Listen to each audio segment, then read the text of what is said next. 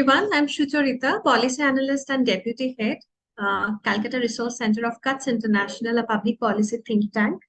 On behalf of CUTS and Friedrich-Ebert-Stiftung, FES-India, today it is my pleasure to welcome all of you to the first podcast of the series that we have conceptualized as a part of our ongoing project supported by FES-India on evolution, aligning the just energy transition agenda in the electric mobility ecosystem with the G20 framework. Today's discussion will be on the theme gender inclusivity in the mobility sector. Before getting into the hardcore discussion, let me also introduce today's panel. We have with us Mr. Pawan Mulukutla, Director, Integrated Transport, Electric Mobility and Hydrogen, WRI India. We have two representatives from Urban Catalyst. We have Ms. Sonal Shah, who's the founder, and we also have Ms. Manisha Sharma, who's the Senior Project Associate, Integrated Urban Transport. The session is going to be moderated by Ms. Mandvi Kulshreshtha. She is the Program Advisor, Socio-Economic Transformation from FES-India. I'm sure this is going to be a very enriching session for all of us with diverse insights being shared by the panel. Without any further ado, may I request Mandvi to kindly take over. Thank you, Sucharita, and a very warm welcome to the experts today.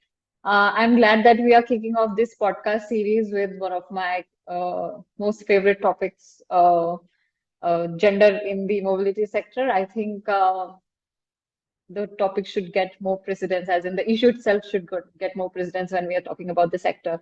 So very glad that all of you could make it to today's podcast, and we are looking forward to all the conversations here and hoping to move ahead with the discussions and try to influence the sector in a social justice manner. Just to give our audiences a brief introduction, we are here right now talking about just energy transition, or just say how specifically for the mobility sector, so how mobility sector is transitioning from fossil fuels to better forms of fuels, which includes CNG or electric mobility, hydrogen and ethanol. But for today's podcast, we will concentrate more on the e-mobility sector, the electric mobility sector.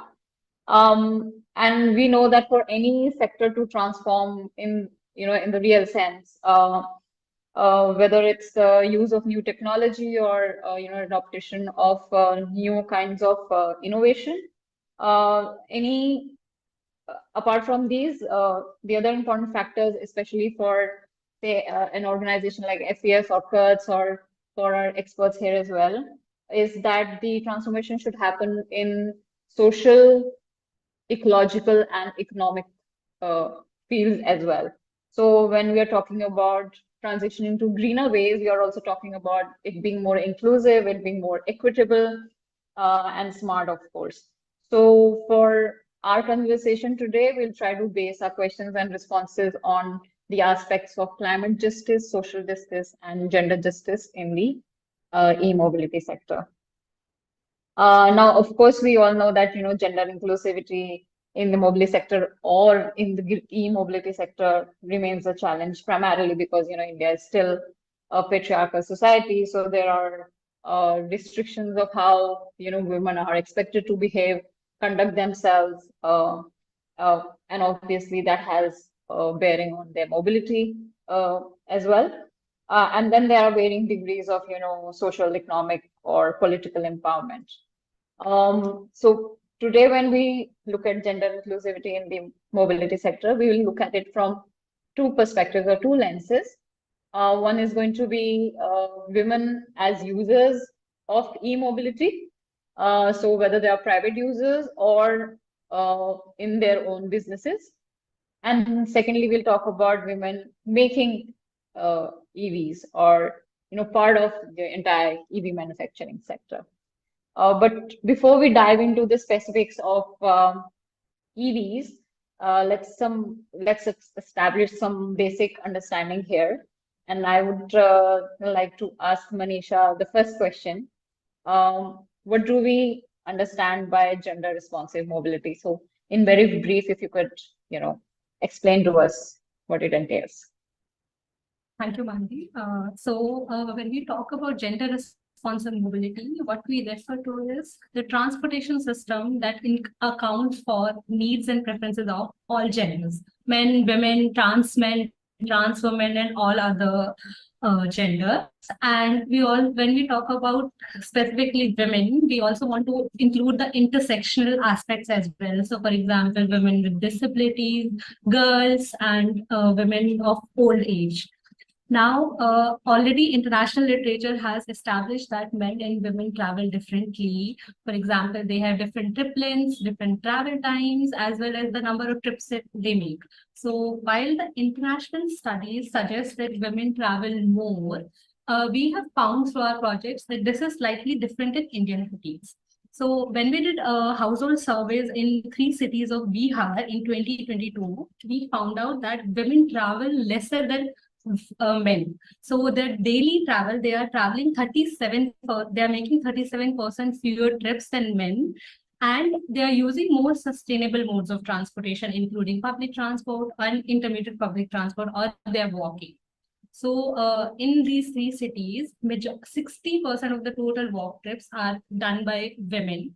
And while 20% of the total trips are by intermediate public transportation, in that as well, the majority share of 60% are taken by women only. So here, these findings are specifically from the tier 2 cities where there is a limited data available. However, we can think that there can be similar results in the tier 1 cities as well, where women use more sustainable modes of transport.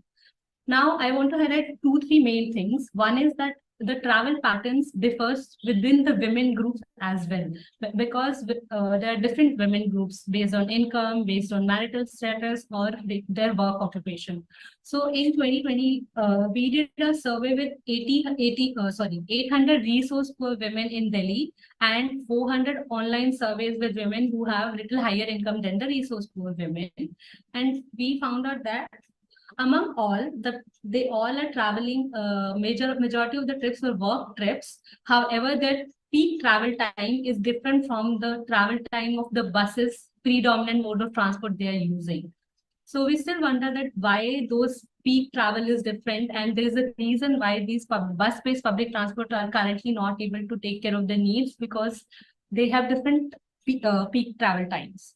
Then also because there is less frequency during off-peak hours, these women tend to take auto rickshaws and other forms of IPT, which are comparatively expensive than the bus-based transport, because in Delhi, they have free travel for women. The second part is comes the safety of women. So when we talk about safety, we specifically focus on girls, women with disabilities, and trans men and women as well.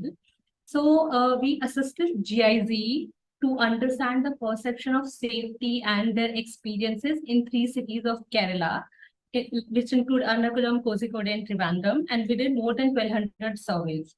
We found out that majority, like 74% of the girls, which age between 18 to 24, faced sexual harassment more than older women, and also they seem to be more vocal about sharing those experiences. And the sad part is that majority of them restricted travel after 7 p.m. because of the safety issues. Then third part is when we talk about the whole concept of gender mobility, there is a very limited focus on trans people as well, like trans men, women, because they have different gender identities which are not normalized in our society yet. So we did focus group discussions with trans men and women, and we found out that they face lot of harassment from the commuters in terms of staring, laughing at them when they're traveling. So one of the trans men mentioned that they usually try to avoid talk in the public transport as well, because when they try to speak, they attract a lot of stares, which is a very common form of sexual harassment normal people are not aware of. So this makes them conscious, and because of that, they're not able to use public transport effectively, and they kind of lose opportunity due to inaccessibility of public transport, jobs or educational opportunities as well.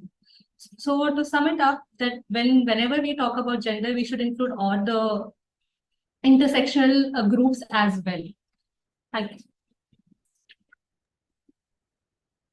Yes, thank you, Manisha, so much for pointing that out. Yes, of course. I mean, it is very crucial to integrate all genders. I mean, unfortunately, there isn't much data available as well on, how well they are integrated or not integrated. I mean, from hearsay, we know the conditions so far, but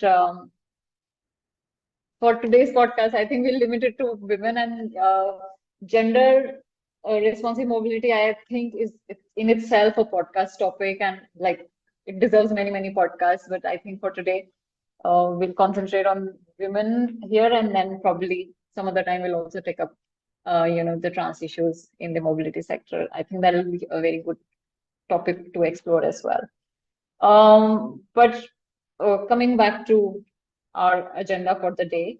As I said, we'll talk about first the women who are using EVs privately or as part of their businesses. So just trying to find out some data over Google or internet search. And while we know that, only a little more than a million EV vehicles are on road in India right now, which is roughly 2%. I mean, you're the expert, so you can correct me. Roughly 2% of all the vehicles currently.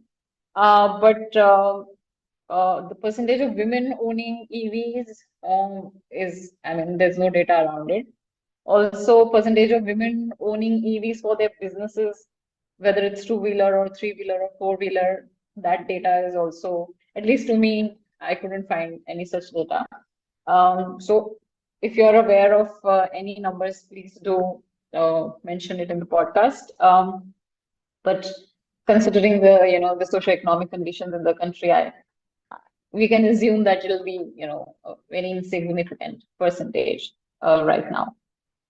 So my next question would be to Sonal here, and just to understand what are the key factors which are contributing to gender gap in e-mobility or e-vehicles ownership in India currently. Thanks for having me here, Mandvi, and to FES-India and CUTS International. So I think, like you said rightly, that I think we might be over 500,000 of EVs in the country, but what we also need to acknowledge is at least about 1.5 million of lead acid battery powered e-rickshaws in India as well. And of course, we have seen an increase in electric buses too. Some of the work that we did around asset ownership of electric vehicles and particularly e-rickshaws was that we actually partnered with a membership-based organization who was supporting resource poor women in the asset ownership of e-rickshaws. They were trying to leverage the Delhi electric vehicle policy in order to obtain subsidies on the purchase of the vehicles. What we found when we compared how men and women e-rickshaw owner operators were using their vehicles was the following. And I think this will also give you an idea of why we need to consider gender as a key category when we are talking about EV asset ownerships, and particularly commercial and public service vehicles. So we found that the women EV operators were actually operating on routes that were about 48% shorter than the male e-rickshaw operators. And this could be attributed to the fact that they may want to operate in areas that are closer to their home in order to manage their household and care work. On average, they were working about 7 hours a day compared to 10 hours. By working, I mean remunerative work, because in the other 3 hours, they were engaged in unpaid household and care work, right? So what this does is that when we don't have supportive care infrastructure, then this disproportionately affects a women operator. And it's not restricted to electric vehicles, but it certainly has an impact when you're an owner operator as well. The third big piece that we observed is, when we look at e-rickshaws, we know that they are modified, right? So that in addition to carrying 4 passengers behind, you also have 2 seats on either side. I mean, you have 1 seat on either side of the driver.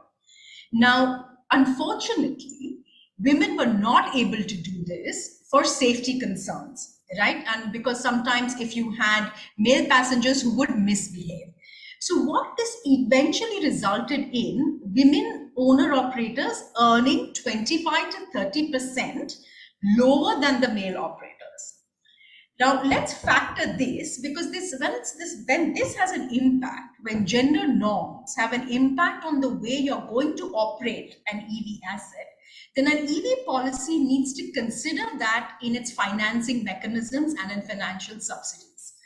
The second piece I also want to talk about is driving as a profession, right? Because in this case, we had a membership-based organization who supported the women in obtaining a driving license. So I think that when we talk about encouraging asset ownership, particularly of commercial and public service vehicles, is we need to recognize a higher need for financial subsidies as well as care infrastructure, and recognize institutional support as well in going through the entire licensing process, as well as going through the financing process as well. And I think this is where we want to talk about how women can also benefit, from this transition to electric vehicles as asset owners do.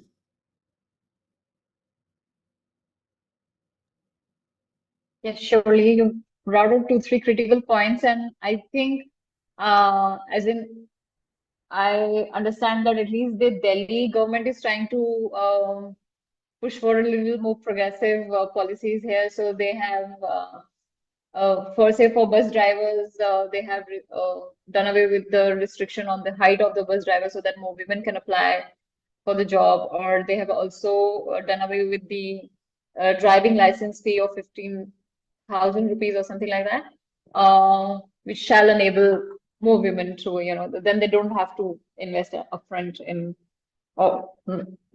basically be able to get into the system more easily. So, I mean, it is also some kind of incentive. Are you trying to say something? Yeah. Yeah, I was just wanting to say that, we've seen about I think at least 2 national tenders on electric buses, and both of them have some provisions, right, around employment of women in either in buses or in depots, etc., by the private operator. But I think more is required, because targets by themselves don't work, and so I think in order for this to become substantive and to be realized on the ground, we need supportive measures in order to ensure that this can actually be realized, starting from making it mandatory or ensuring that there are enabling infrastructure and policies as well.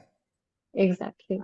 And while you all, mentioned factors such as, shorter trips or support for care work and better financial subsidies, that's mostly on the asset ownership side that you mentioned. But in general, say for women also to be users or, own them privately, what do you think are, the factors that affect their purchasing decisions? One of the most interesting things that I think might, and we might also be seeing, is especially electric two-wheelers, right? And we do have certain electric two-wheelers in the market which don't necessarily, because they operate on less than 25 kilometers per hour. What it does is it doesn't require a driving license anymore. And that itself can actually make a big difference, because the licensing process itself sometimes can be a barrier. When we had conducted a study for the World Bank on gender and electric mobility, and where we were looking at women's employment in the EV value chain and the battery and charging infrastructure value chain, but also women as users. And when we presented to a group of experts, including WRI, some of the interesting anecdotal information that came out was that the charging of the vehicles at home may also mean that households may feel more comfortable rather than women having to charge their vehicles. I mean, not charge, go to either a petrol pump in order to refuel their vehicles, right? So this also creates some perception of safety and security for the household as well. So I think this is also an interesting perspective. Again, it's anecdotal. I don't necessarily have any quantifiable data related to this. But I should mention, and this particularly is something we're observing we observe this in Patna as well, and also in Ghaziabad, is that when an electric vehicle loses its charge and stops, right? Because this can become more concerning for women passengers, right? Because like you could be stranded in the middle of nowhere. So this is the concern around charging infrastructure and ensuring that the vehicle is charged. It poses a different kind of set of safety concerns for women users. Yeah, absolutely. And I think this is also one of the concerns for women e-rickshaw drivers, that probably one of the reasons why they're making shorter trips as well, because they don't want to be too far away from the charging station. What if you're stranded in a place where, so those concerns are also to be kept in mind. Again, coming back to some stereotypes that are still around in our society, I would like to come back to Manisha and just a quick understanding of how do you think the marketing and advertising, especially how two-wheelers are advertised, or how we see the three-wheeler industry is coming up. What role do you think market and advertising has in perpetuating more gender, stereotypes, or whether they're able to break some of these stereotypes? So one of the things that we can look up how these two-wheelers are advertised, or these e-vehicles are advertised. In all the advertisements, mostly we see men making it more comfortable and going out, that okay, this makes them free. There are very limited advertisements that focus on women taking that role. And the second aspect is, if we could also include women working in the field of transportation on ground, to show that there are opportunities that women can take up forward, is also helpful to take this forward. Thank you so much. So I think media also has a big role to play in the entire communication, how through images or through actions, how the message is put across. That also is very important. But now moving on to women in making of e-vehicles, I would like to come to Pawan, and first and foremost question, and I heard you at the WI Connect Karo, and you mentioned that there are 6% women workforce in the renewable energy sector, or just in the e-mobility sector? I actually wanted that clarification. Automotive manufacturing. In automotive manufacturing. So do we know how much is there in the e-mobility sector? Like out of the 6%, what's the division? No, we don't have the exact numbers, Mandvi, but I think that's where we'll need a lot of this information available, right? Like how many women are working. I think non-availability of data is a big challenge.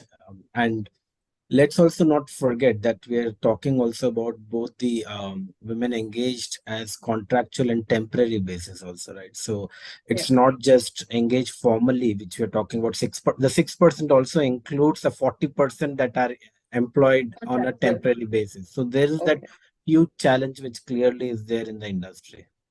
Okay. And I was reading somewhere recently as well. I mean, these two don't match, obviously, that out of every 10 new recruits in the EV sector, 6 are women. And if one were to go by this number, then we are we should be celebrating, but I don't know how true that is. But uh, just to understand, where are women in the EV sector? Like, are they on the shop floors, or are they in the administrative position, or are they in design or innovation? Do they get into stereotypical jobs, or are they able to break the, the ceiling, glass ceiling, and there is the chances of upward mobility? What are the skill set requirements, or what are the kind of skill trainings that the automotive sector is providing them? Yeah. No, that's a very interesting question. Honestly, I don't have any data, but I can just give some perspective on how the industry value chain is focused, right?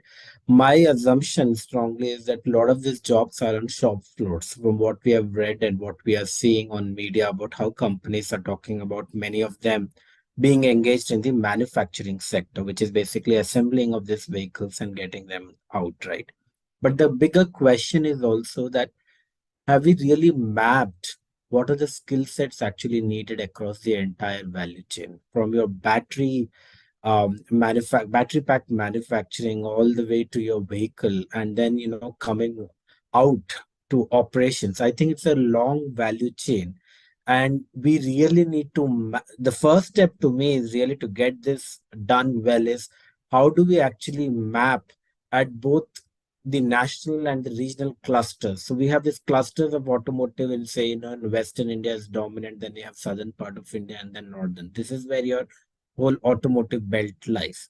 Now the question is first is mapping. I think that's extremely important, and understanding what are the skill sets actually needed, which you rightly pointed out, right? Like some may be needed in policy making, there'll be some related to design, vehicle manufacturing, production processes, and then after sales in terms of marketing, in terms of insurance. So there's multiple dimensions where we will need to understand where these jobs lie. That's number one. I think number two will then be to understand are our current institutes both at the bachelor's and master's program from where recruitment is happening more in the formal sector and also ITIs and in informal. What is the gap? What is the skill set needed and what are the gaps? Once we are able to identify the gaps, the third step would be the programs that we are talking about. And there's a lot of focus actually, even day before yesterday or last week, I think the government of Rajasthan talked about um, a scheme for gig workers. So, and there is that definitely a component which can be tied to automotive sector. So the question is, there is funding available, there are certain skill sets needed, and there are certain gaps. How are we actually able to bring this triangle into a linear point becomes the big challenge for us, because there is, let's not forget, we are talking about where is the access to information available in these jobs to informal sector. Like how would people even know that these jobs exist? First of all, how would they even have access to go and get themselves enrolled in this training institutes and say that we want to actually get those skills?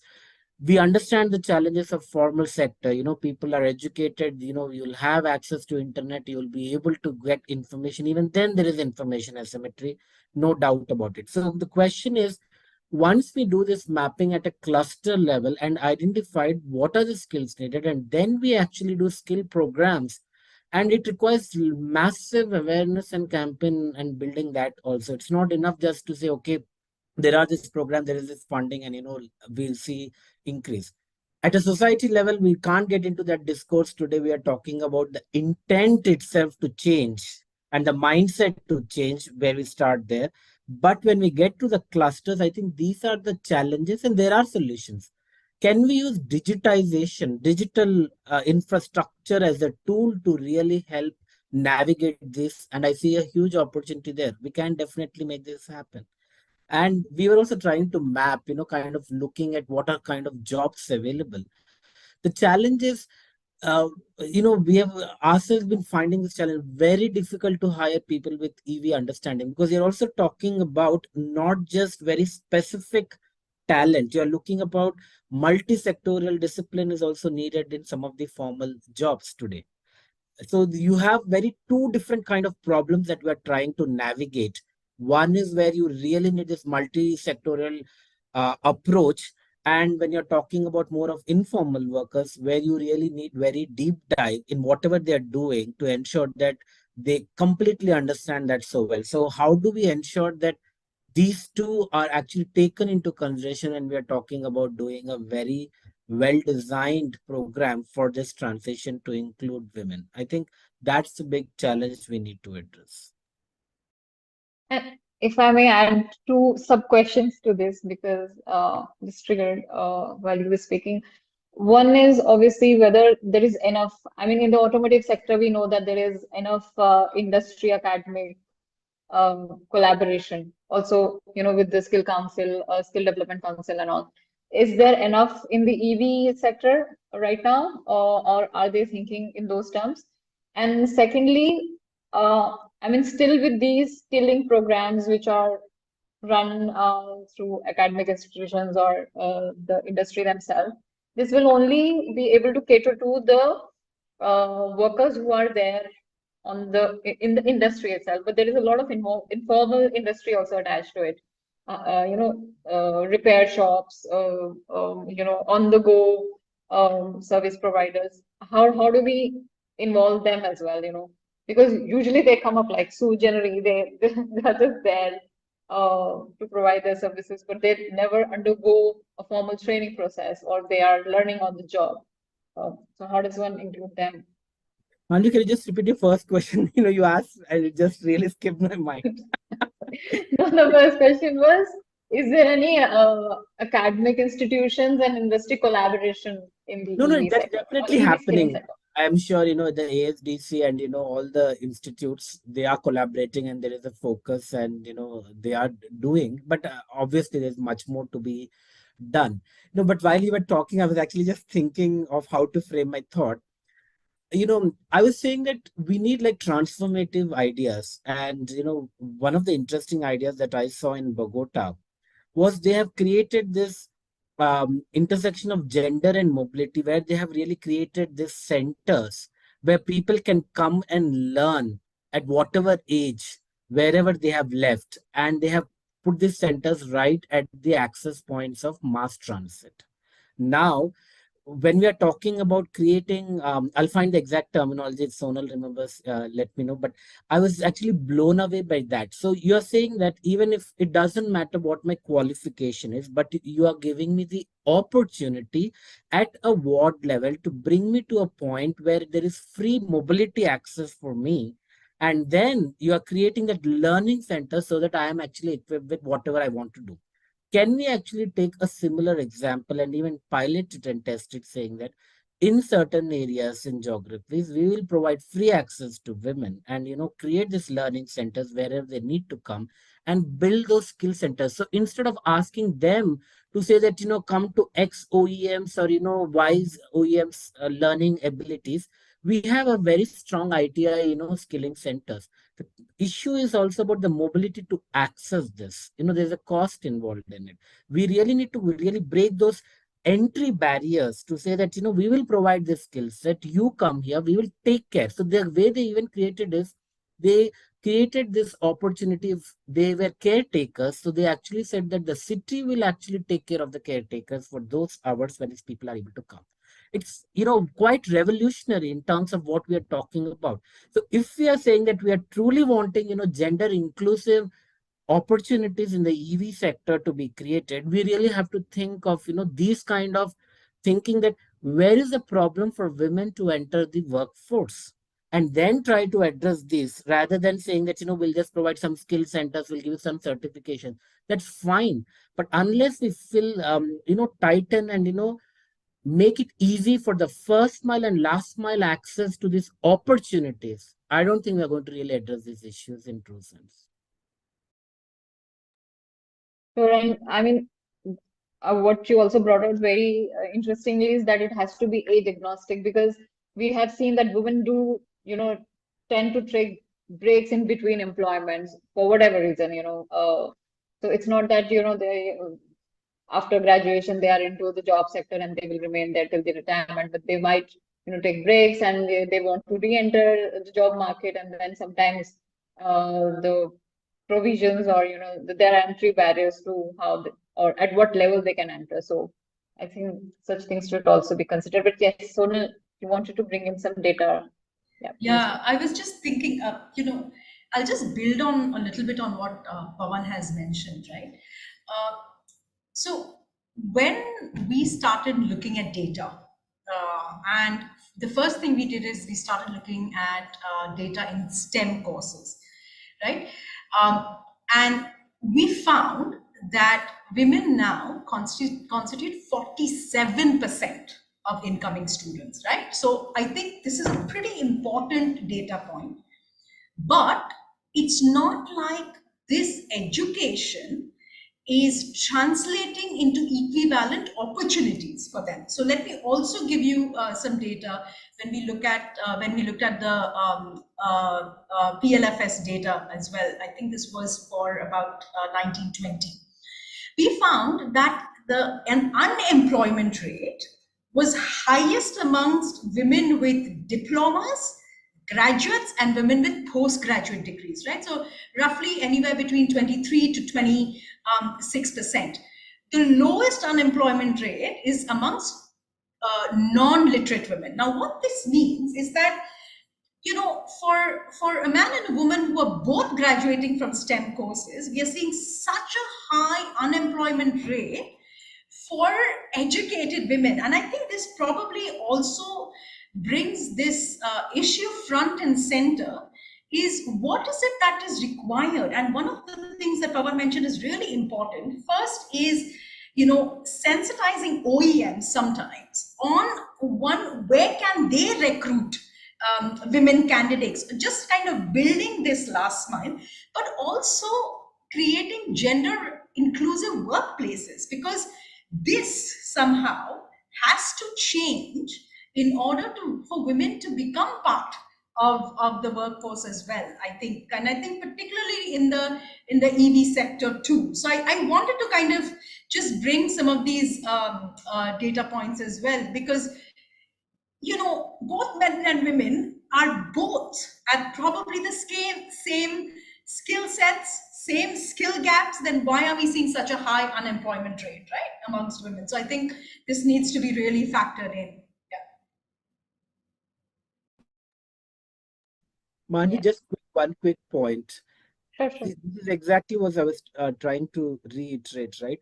Unless we take and consider women's role as a caretaker in the society, which is so significant and important, because we forget that, as a mother, as a sister, as a, a family, there's multiple roles that they're playing and bringing, and we don't account that obviously in our GP calculations. The challenge is if we don't bring that at center point of any discourse, it will be very difficult for us to really talk about any transition, because we forget that what is that role. Because are we okay to let go of not having good future citizens in a country? And can we really afford, to say that, there is no role for women to play there? If we don't bring that discourse, then I think simply saying that, oh, there is education, there's skills, and there's jobs, that mismatch will always exist. So unless we address that, I think that is the root problem, or a kind of a challenge, not a problem, that we need to acknowledge that role and say that what do we do now with this automotive industry, that it is able to address this caretaking role and nature, so that women are also able to participate, and also ability to create then flexibility, much more options, convenient times, locations. Then multiple solutions will then emerge on how do we really ensure that this transition happens fair. Absolutely. And while we are talking about, what we call collectively as decent work conditions. So whether, there are not just rightful opportunities, but also care, support, or, good and safe environment for women to be part of the sector. What is the view of the experts? Sorry. No, sorry, and I was just saying, because, at least some of the technical jobs, right? Data analytics, or public transport operations, things that, for example, can also be looked at, hours that are more regulated, right? Those can become, so to speak, easier options as well, because we seem to have that workforce, which needs to be trained a little bit in order to better acknowledge how we can look at battery telematics, public transport operations, etc., etc. So those seem like places where this can certainly be made possible as well. Sure. But I have two thoughts here. One is that, and if one is talking about decent work, and also I will link it to labor rights or workers' rights. But what we usually see is that, at least in the legacy auto companies, there is a certain kind of work culture. And with, say wherever there is component manufacturing, so startups are coming in big way, or and supposedly employing more women now. There is a different work culture, and probably they're providing, these better provisions of how women can participate in the work. Are these like competing with each other? What do you think? As in, will the legacy sectors also try to shift their cultures in a way that they are more inclusive towards women? Or and also, what do they think about workers' rights per se, or collectivization of workers, women workers especially? I don't know whether there are any unions or any workers' organizations just for women in the mobility sector. I mean, I know it's a distant dream right now, but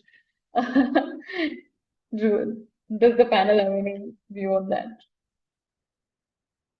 Manufacturing versus startup, I think that's a very interesting contrast. Let's also see what we are seeing. Many of the startups are also becoming manufacturing industry. So there are no more startups, right? So they are now become manufacturing. But let's not forget that in manufacturing, it requires a lot of discipline, a lot of precision. We're also talking about assembling and components being put together. We are talking about ensuring that the products are really safe and secure to be used, right? Versus in startup, it's a very different environment and culture, because you're just working on an idea and you're talking about how do you really, it's more oriented in services. Honestly, there was not a big focus on startups in manufacturing. Because of EV transition, I think it was a natural pivot. Many of the shared mobility providers actually have become manufacturers because of the EV transition. If you see, that's how the industry is progressing. So I would really say that I don't think we can, the culture wise, yes, we should, to ensure that it is more inclusive. And the manufacturing will have to really think that how do you attract not only just talent but retain the diversity aspects, but at the same time not compromise what we're talking about, the quality and other aspects needed. Yeah, I think I'll just add on to Pawan. What we are seeing, which is also quite interesting, is how we are seeing women-only manufacturing plants, right? And we're seeing that with a number of, electric vehicle manufacturing plants. More so in southern India, and probably western and southern India, and also, for example, in Delhi, I think they want to have women-only operated depots, and I think what either OEMs and decision makers or STUs are doing is that I think they're trying to navigate this space, right? Because of this legacy culture, of a male-dominated transport workforce, instead of getting 5%, 10% women, what they're doing is trying to, at least in the initial stages, at least this is what I'm guessing, is setting up the entire unit as women only, so that it also creates a safe work environment for them, right? I'm not saying this is right or wrong, it's an observation. And hopefully this becomes a starting point for more women to come, in the sector, because it can be very uncomfortable if you're five amongst 100 men, and so it can become extremely uncomfortable as well. So I think I'm finding this quite interesting, as just as an observation. very brief point there. Only thing is, it shouldn't really lead to kind of gentrification where we start associating that, these kind of jobs which may be low paying get associated with women, whereas you're in a very niche jobs then, is with men. So I think that stereotype again we need to break. So we need to be watchful about that. Absolutely, absolutely. I mean, we, at least the Indian society does try to get into these, I mean, the intentions are always right, and you begin with like affirmative action in some instances, and then how it pans out later on, that's debatable. But I think yes, for starters, some dedicated programs or dedicated approach or women's only approach is also welcome. But do you also see a difference in how women as job seekers in the sector and versus the women as entrepreneurs in the sector? Is there also differences there in terms of how they are able to access the market or the sector, or how industry is embracing them? I think dominantly the trend would be more of job seekers compared to entrepreneurship, because the setting up a startup, all that is quite challenging, and it doesn't really favor, there are programs honestly which do encourage that, women only founders and co-founders, which is much more needed, because I think it will really bring a whole different way of how we actually look at our systems.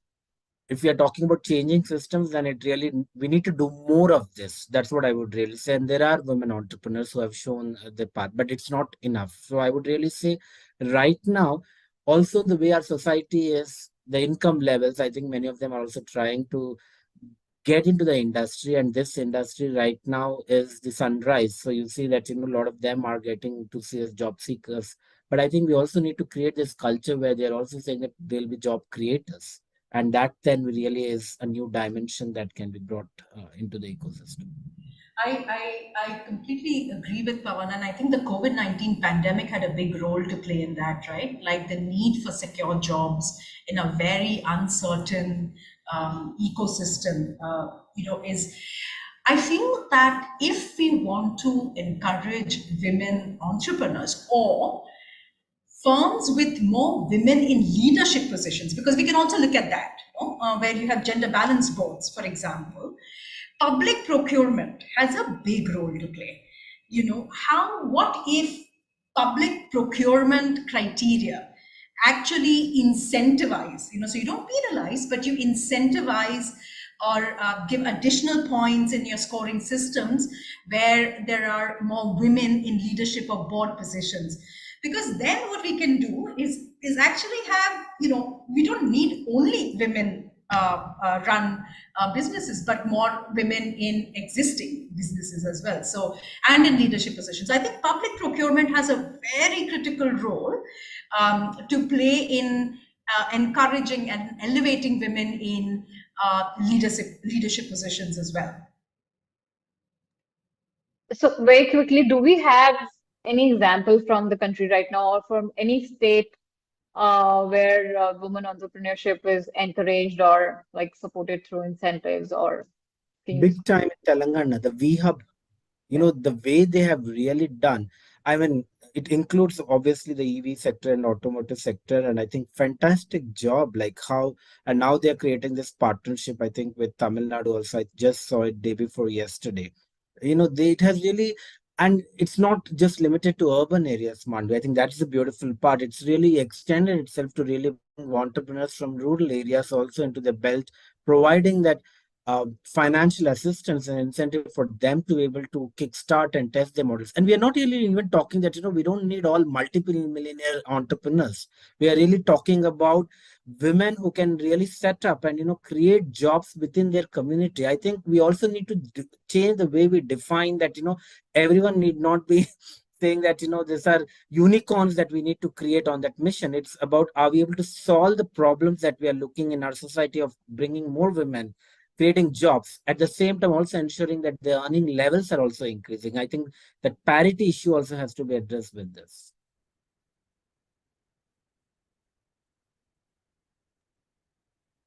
Sonal, Manisha, would you like to add to that? Yeah, I mean, I think as as a startup in the transport sector, I personally also have found the women's entrepreneurship platform quite helpful. That is created by Niti Aayog. They were at least, and especially during COVID, I found them very, very helpful in organizing so many sessions around different aspects of running a business. So this is not focused only on EVs, but things. So I have actually, and also how they are trying to both celebrate women entrepreneurs, etc. So I have actually really appreciated the web as well. So yeah, I think this is more a personal experience too.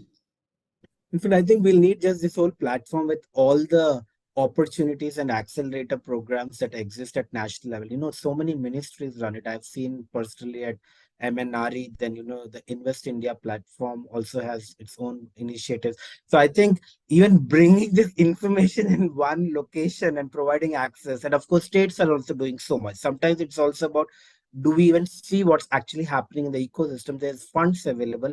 It's just that where do we have information available for anyone on the street to be able to pick this up and benefit from that?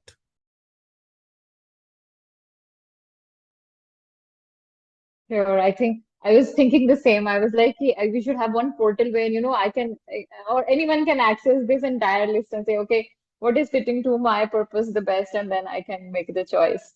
But yes, that comprehensive portal is required. But thank you so much. I think, and also in the interest of time, brilliant discussion here right now. You've given us so much to think about, and also, we're all in the same boat, if I may say so, and trying to, be co-navigators in the, in the entire socio-economic transformation space. So, I have noted a lot of things here, starting from that, gender inclusivity should also talk about trans people, and it was a very well made point, as like I said, Manisha, and we will try to explore that as well in next projects. But yes, data remains a critical gap and has to be looked into. Mapping of skill sets, like Pawan said, which will, then basically help us understand, what are the kind of institutions, incubation centers, or joint ventures or skill development programs. The requirement will actually come when we map the skill sets. Using digital infrastructure, I think very critical aspect, since everything is moving to digital nowadays. The digital platform should be used optimally in this respect. Documenting best practices, I would also say, something like the Bogota example, and probably there are many more in our country as well, which we need to look out for and search, put in one place, so that we also get inspired and not reinventing the wheel all the time. Multiple roles of women need to be taken into account when we are thinking about incentives and policies.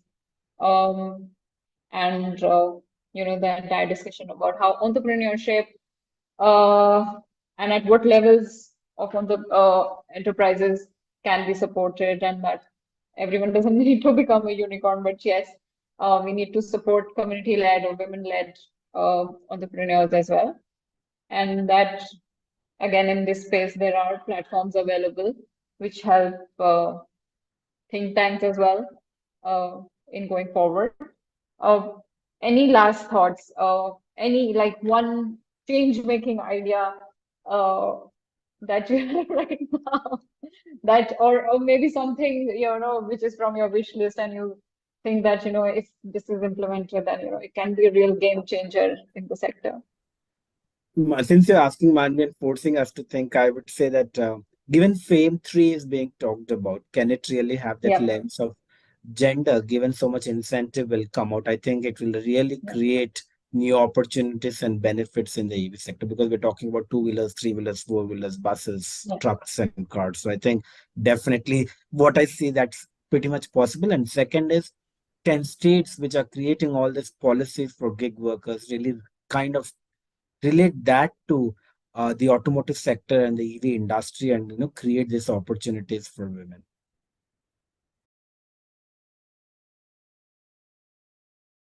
Yeah, I think for me, it is also about, I hope that the EV policies at the state level begin to recognize that we may need to be more gender sensitive in the way we think about asset ownership and how we make specific and how we collect the data or understand how women's needs might be different from men and incorporate them.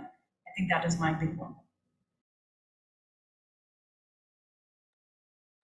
For me, it will be that we should start collecting gender disaggregated data so that we can incorporate that in our all public transportation system or any mobility plans to begin with.